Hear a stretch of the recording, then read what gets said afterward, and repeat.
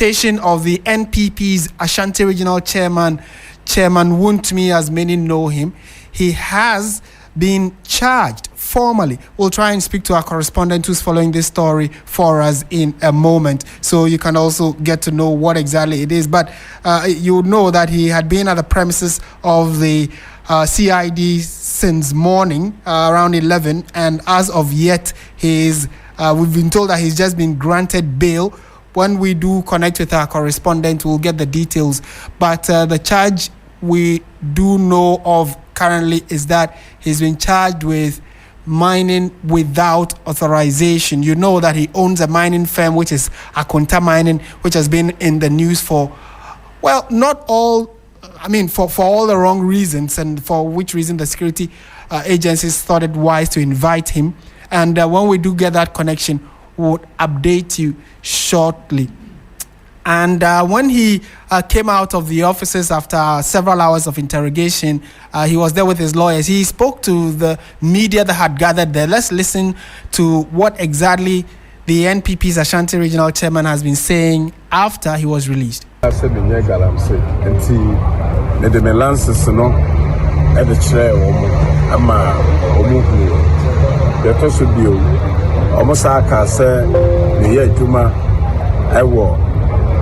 forest and also me catch them say enyamia den konko ye adwuma I forest biya aye so mo evidence omo betimi e dey asere na emre bi me apply lances wo ho and so forestry commission and then lands commission and then mines commission omo ye say omo de ho na ma forestry commission for so omo nhwe ho into omo and a custodian omo ye responsible omo hwe eho enko hoda ti so obi ye adwuma wo ho ne abia anye medin mu anye bibia enum ana ewie no omo ama bill two sureties ana CCI yama bill CCI bill. How much is the bill?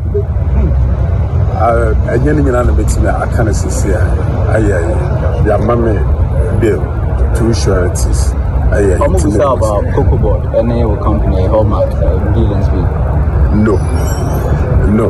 Cocoa Board. And yet, no credit, some at Cocoa Board for Sika. Obia no Sawoko, no Aquaye, Roda, and you're buying a mouse car. And your woman now do Sika, Ebeko, contractor no. When I do see Kaba corner out the Aquaye road, who are now highways for the Cocoa Board for no, Omodo engineers about the value a year road now. Now Omodo Boa later, Omodo Mao, no Nomadi Atoso, we a free BB certificate, no marriage. When the Cocoa Board for contracts, no woman said 28 days they should pay me. But ye resume it take about 3 years and say no mutuamika. So Cocoa Board cannot tell me say now money won't vika. Obia no so obeye ketu obeye kesi o na mpaso. So obia no kwakoye adwuma de. Me dream say adwuma nya de a eye bone. Medamase. It does say so.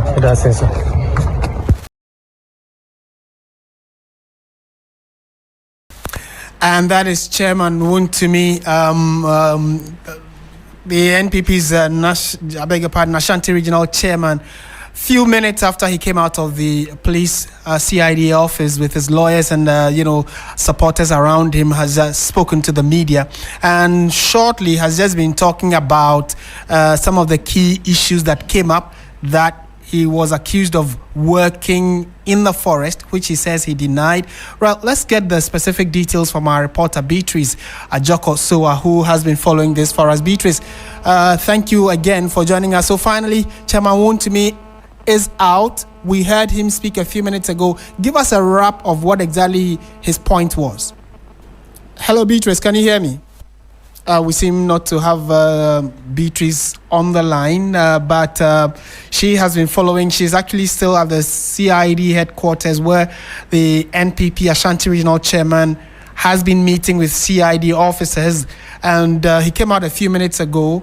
And what we do know, per the audio that Chairman Wontumi we just brought to you, he's saying that he's been given bail, has been granted bail with 2 sureties of an unspecified amount. So the amount we are yet to get specifically, and then we'll bring that to you, one. And then secondly, he is supposed to have 2 sureties. Those who are bailing him must have 2 sureties. So we would update you on that as well.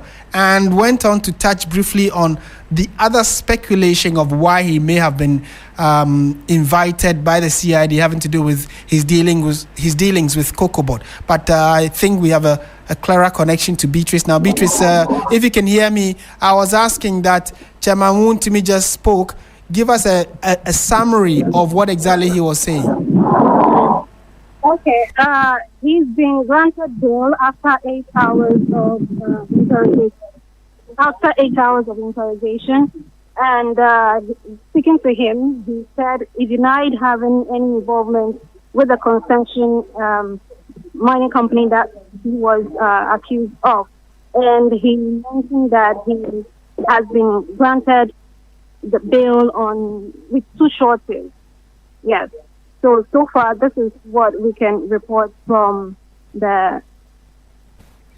Is he expected to come back to the police CID? What else is he supposed to do beyond the granting of bail? Do you know?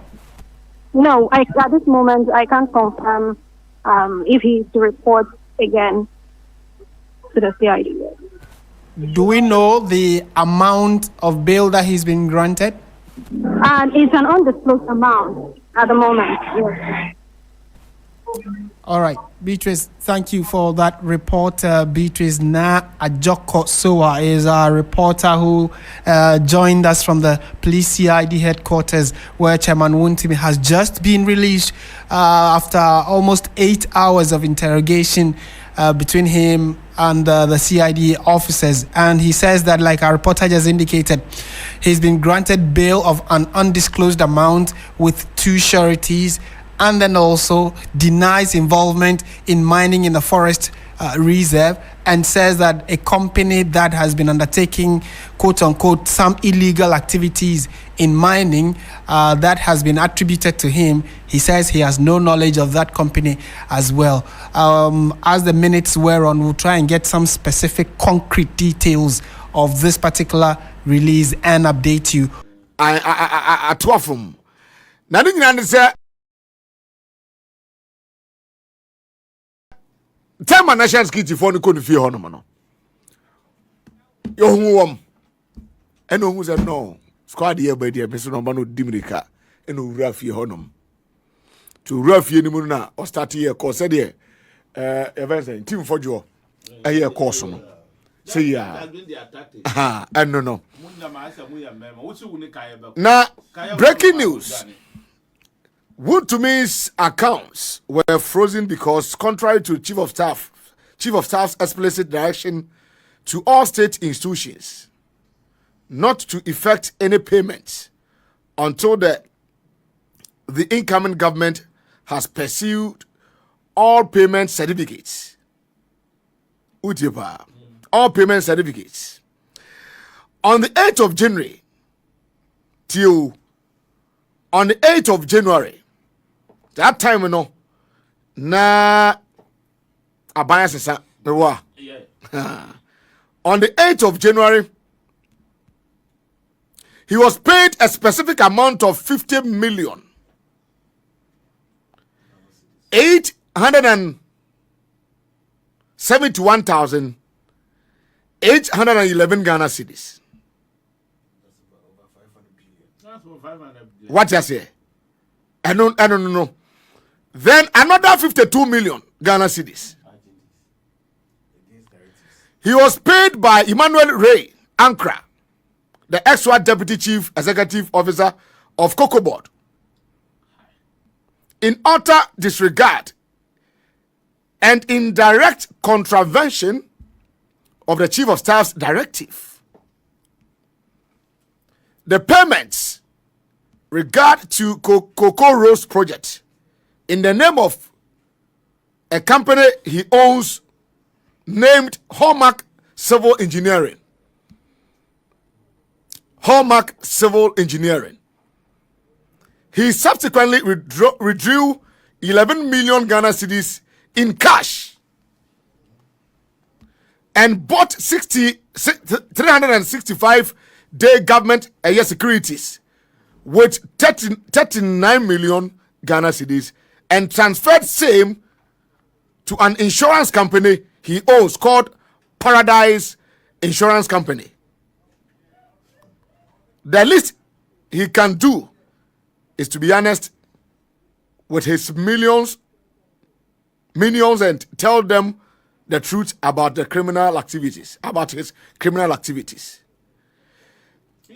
And when you're from authentic source, God never know the information about any part to. At the time of transition, in corner chief of staff can say all payments NCZ, all payment NCZ, all payment NCZ. No, on the 8th of January 2025, I had your mama see so at the chin. No, now you call Kotua 52 million. They are too to me. Can you imagine? From Cocoa projects. What is happening? You call Kotua 52 million. Eddie Ato account. When you 520 billion Titisika payment no one Emmanuel Ray Ankra Deputy Chief Executive Cocoa Board. It should even be investigated and questioned. What no two size candidate na sa council nim. Eti no pe kwan no wachiche sika ni mu dia to first institutions ni ba bi. Now we are no. And was saying Koko yi 39 million. Dimri can 10. Meba?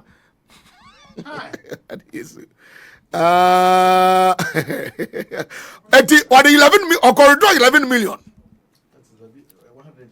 Ghana cedis in cash 110 billion. Yeah. And no Dimrika Agricultural Government Security CB. American kwa treasury bill CB na mamfanto 10. And another 39 million Ghana cedis was transferred to an insurance company India, Paradise Insurance Company.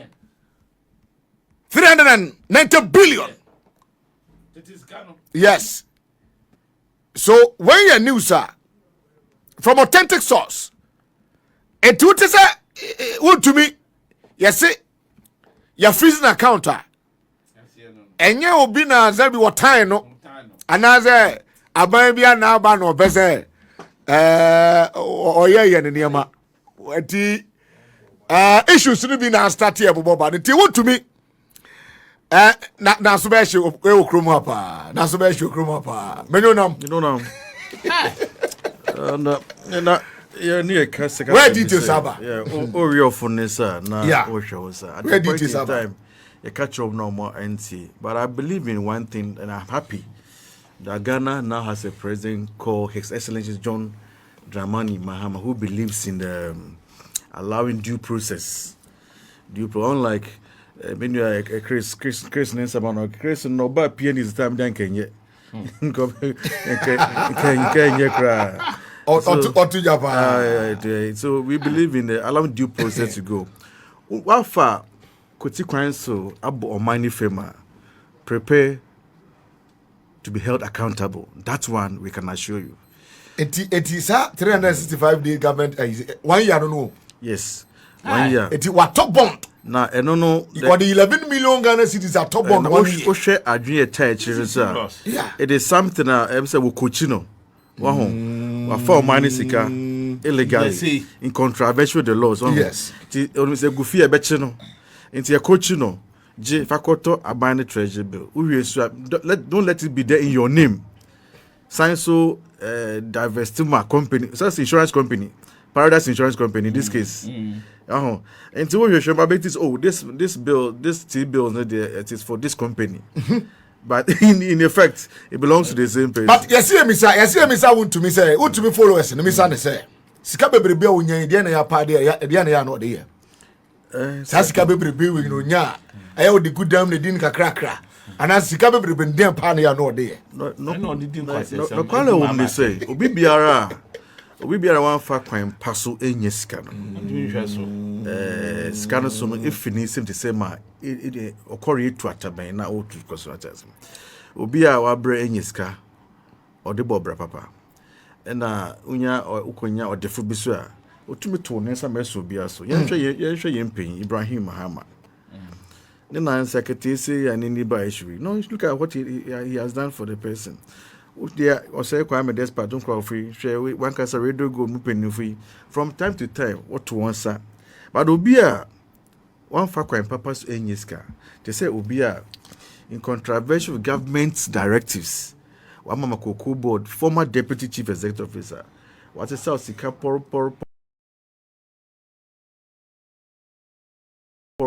500 over 520 billion. He has to even be arrested for defying the and within one day, just single transaction to me call bank or call withdraw cash out of that money cash. 110 billion cash. 11 million. And meanwhile, me nana be me wo fa be me anti be me businessman be a owo amosuma ana I am free ana agona duakwa ana akweli of akọ bodwiase ana senya ana ejubako ba ana ekunfi otabanaje or ojina banga or pay only 5,000 which is 50 billion capacity. 2,000 bank be bit market chance so they don't have that kind of cash in print ewo ho nti onko na ombra but this person because of political power anyway we support the government of the day. But in your canon, say also to to school fees. But you were able to withdraw 11 million cash. That time cash 11 million 110 billion. Says you cannot withdraw and when you be that shows is it not the same person also? Okoto Chelsea Football Club. Nipa house you own your country at the school fees. You're not Okoto Chelsea Football Club. You see, you have function for Jimmy in the right direction. Adai. Minya Ghana need you. Petition said the one we never president in T. Minya Ghana need you. Ghana for Musorio. Ghana for Musorio. And before you know Musorio. And before you know Musorio. I am Munti and a Mahama MC. And before I am Munti and a Mahama MC. This vice president da. Me Madam Board Suda. Me my DCO da. Me my minister da. I chairman na media. And I want to campaign in mammy. I'm me campaign in mammy party. And I'm here, Juma. Sadia, I will say more also with the mammy. My win it, I win it. Young Mahama, only president of Ghana. It's no fly and soon. 2013, we are tired of the boom, Juma. Mubuma Juma, any idea in Anno, Yabaya, no. My Kadibia, and Yabia was a Bia Manakai. Bubaye, Matopi Majumana, Macau to Pa, Bidia was one. Me, Macau to Club, Bidia was no. Sebetia, me must school fees, club ding. What I say, most of them will start to Macau to so, and you know, Nasabi, me, sick a bicycle bane of the family, a bicycle bane, and a befa won't be what. Me, Macau, for the past almost a day. Minyagana need you. Because they said the one we never president in T. Minyagana need you. Ghana for Musorio. Ghana for Musorio. And before you know Musorio. And before you know Musorio. I am Munti and a Mahama MC. And before I am Munti and a Mahama MC. This vice president da. Me Madam Board Suda. Me my DCO da. Me my minister da. I chairman na media. And I want to make campaign in mammy. I'm me campaign in mammy party. And I'm here, Juma. Sadia, I will say more also with the mammy. My win it, I win it.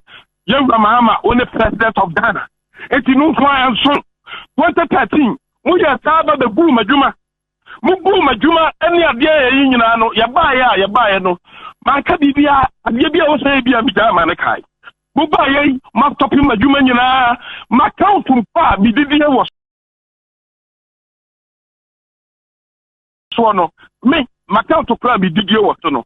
Sebetia, me must school fees, club ding. What you say? Muslim de monsa to my account so and you know na sabe me sika buy sika ben na befa me ho. Buy sika ben and befa won't be what.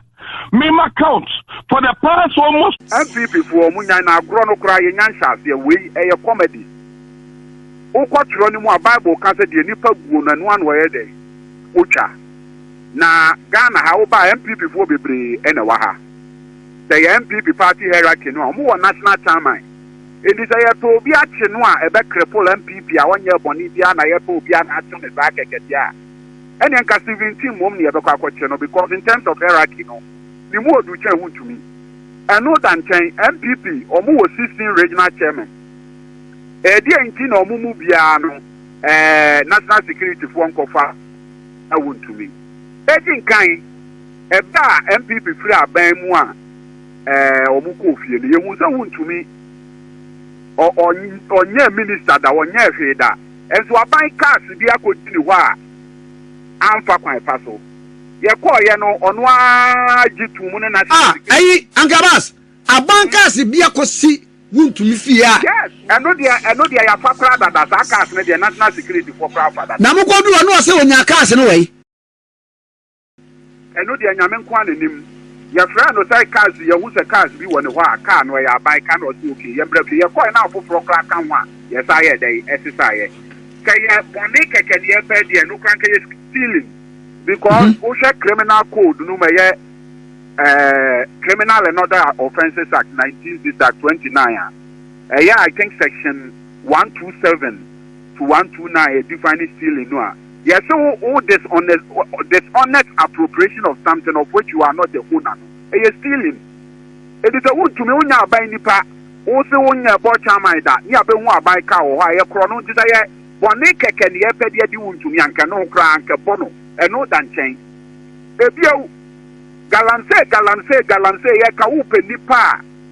What says as your fun to my sass and no command swa or bear or walk a lana 9 years, only. Wontumi juma wa die de poison cyanide that would so Wontumi the excavators makoma put 200 no the funtuma asase and Asante region or that Wontumi na ase ni nyina enye ye de ka wono na breso akonta mine and koba bi afro hotan no libre eye forest reserve mu ekoye galamse e ma lands and natural resources minister no ho at the time a friend abudina for no ba bon say the case Wontumi ni tumi krata and eye galamse and why day now Minerals Act in Mua. Yes, and now galamse now would be and mine and now in crata a galamse.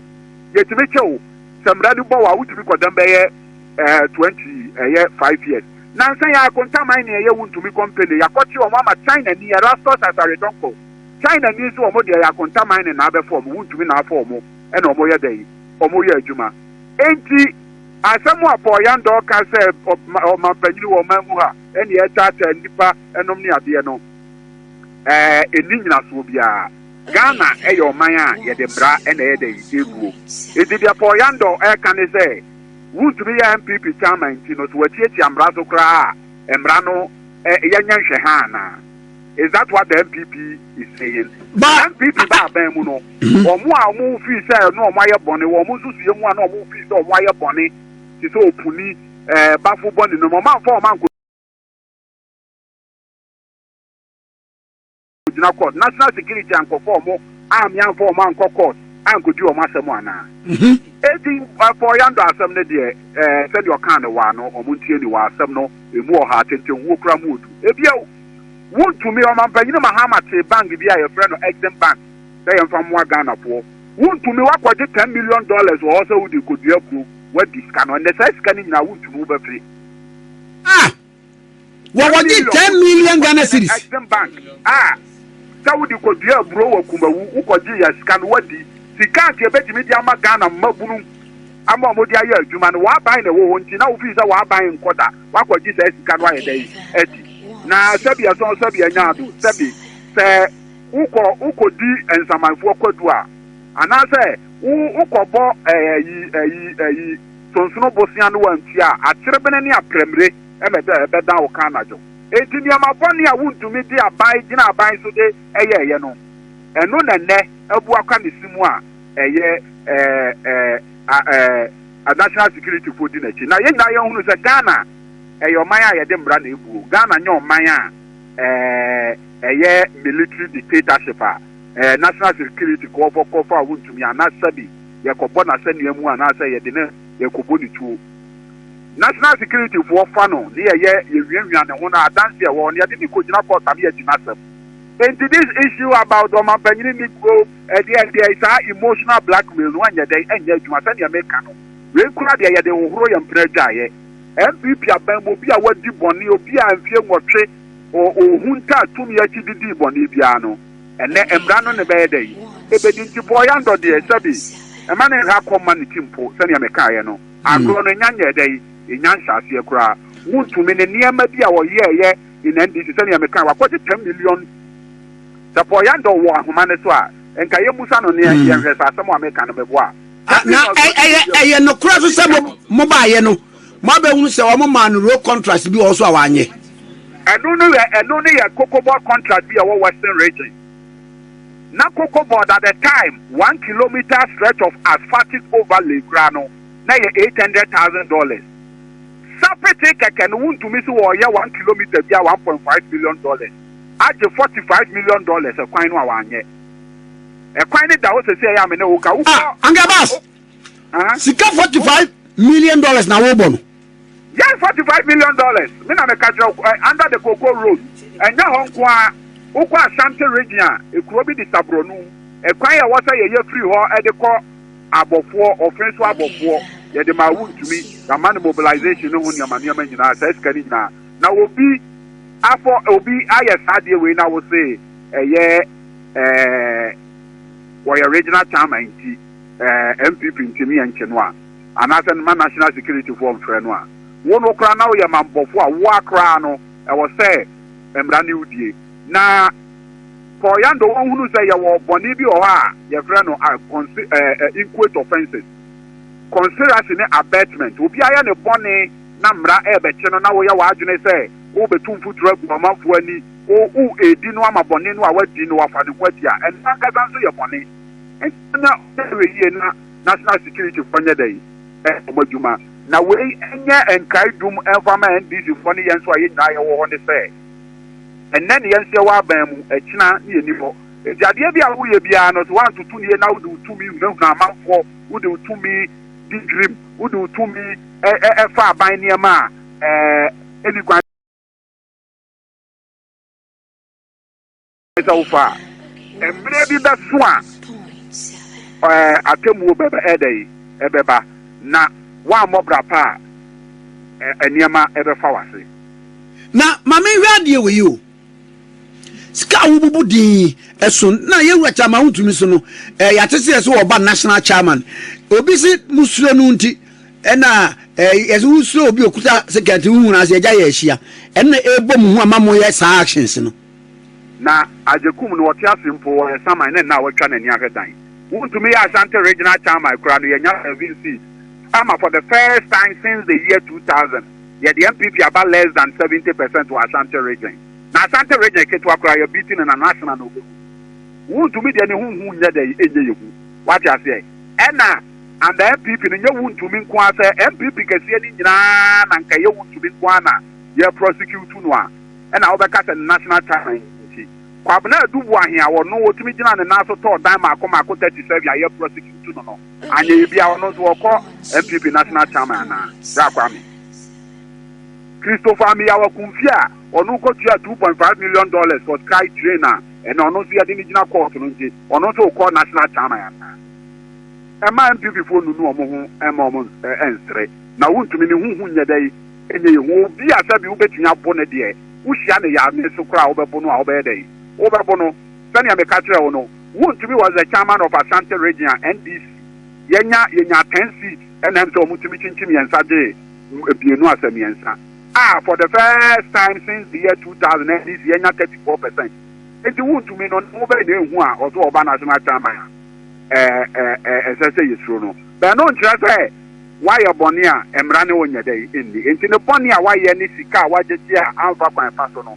And no number any day. The court, not court to say, Almighty can what JJ, obetumi afọ edi wa abra hwinsia eno de ende ni nyina be Ghana fo anim sam entinja ne chairman awoko ne chairman awoko de sabi opposition chairman de say e brand wom o ma pekino ko fonso ne kan azan ze obi watchman kra wa ban mu a ne ho emfaso no edoso chen say wo ye general secretary in opposition opposition chairman de dia ya na wuntu be den e be say ne me kan ye no 2020 no mu ne wo aban mu a police force omonsa bibia sha omonsa eni defeat omona na ye wa ban mu a ya ba ye toto ni amade wo say ye ya de NDC say ye ya na ye benya Ghana fo ani madom ye ne ye amampanyin mahama enhyehyɛ ye odi egu akwan ma obrase amamu a ene ye nyina obi a declare na access so mo obi ankotu kwan enkofa play kɛseɛ bi a bɛkɔ akɔbɔ ɔman no ɛka ɛyɛ ministers 56 ana nado de 125 sika wa ye dey wasevu di ama ɔman no yi levy a ye free ho ɛyɛ betting tax a ye dey free ho programs a wɔde ba adwuma wura program na wɔde aba maburo bi ya adwuma ye feed Ghana a ma adwuma bo aye dey aba from dollar na aba from ama niema bo aba from eno ne niema ɛwɔ sɛ ye ma ye ni kon ho ne ye hwɛ so ye ye no na eno ɛsɔ Ghana fo ani a sɛ MPP fo kɔfa ɛyɛ Donald Trump kra ebe yo national chairman ya still NDC will win but ya ntoto ya niema yi a e dey be ma MPP for enya chance but NDC we send ye yesi koyi ya papa John Dramani Mahama send ye n'anisi abre bibia ni wa kire say within the shortest possible time no ye be freely. Thanks for watching. Like and share the video. You can also drop your comment. Please don't forget to subscribe. Click on the bell to turn on the notification.